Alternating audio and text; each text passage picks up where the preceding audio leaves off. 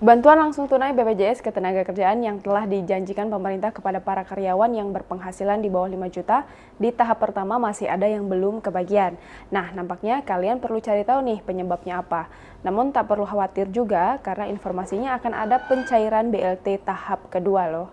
BLT untuk karyawan atau program bantuan subsidi upah tahap kedua untuk 3 juta karyawan akan cair pekan ini Minggu pertama September. Pemerintah akan langsung mentransfer 1,2 juta untuk ke 3 juta rekening karyawan dengan gaji di bawah 5 juta rupiah. Lalu bagaimana kalau di batch kedua ini masih belum dapat juga? Menteri Ketenagakerjaan Ida Fauzia mengatakan sebanyak 2,5 juta pekerja menerima bantuan subsidi upah atau subsidi gaji karyawan pada tahap pertama dan tahap kedua akan disalurkan untuk 3 juta pekerja. Ia menuturkan subsidi gaji Rp600.000 bagi pekerja akan diserahkan secara bertahap kepada total 15,7 juta pekerja. Menurut dia, setelah menerima data tahap kedua itu, pihaknya akan mengecek kembali kesesuaian datanya. Setelah data sudah sesuai, maka akan diserahkan ke Kantor Pelayanan Perbendaharaan Negara, yang kemudian subsidi gaji BPJS Ketenagakerjaan akan langsung digelontorkan ke bank penyalur dan ditransfer ke rekening bekerja. Ida mengatakan belum semua mendapatkan subsidi gaji karyawan.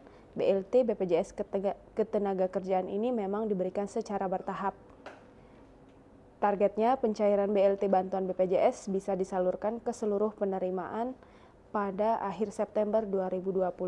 Menurut dia, selama terdaftar dalam kepesertaan BPJS Ketenagakerjaan dan memenuhi persyaratan, pasti akan menerima subsidi gaji Rp600.000. Politisi Partai Kebangkitan Bangsa ini meminta kepada pekerja calon penerima bantuan subsidi upah untuk bersabar jika belum menerima dana pencairan BLT tersebut. Di sisi lain, Ida mengungkapkan pada tahap pertama penyaluran BLT BPJS Ketenagakerjaan terdapat pekerja yang menyerahkan nomor rekeningnya sudah dalam keadaan tidak aktif. Hal itu sangat menyulitkan proses pencairan. Berdasarkan pengalaman tersebut, Ida meminta pekerja untuk memastikan nomor rekening aktif dan tidak boleh menyerahkan 2 nomor rekening. Begitu juga kepada pihak perusahaan yang mengkomunikasikan kepada para pekerjanya supaya menyerahkan nomor rekening yang masih aktif.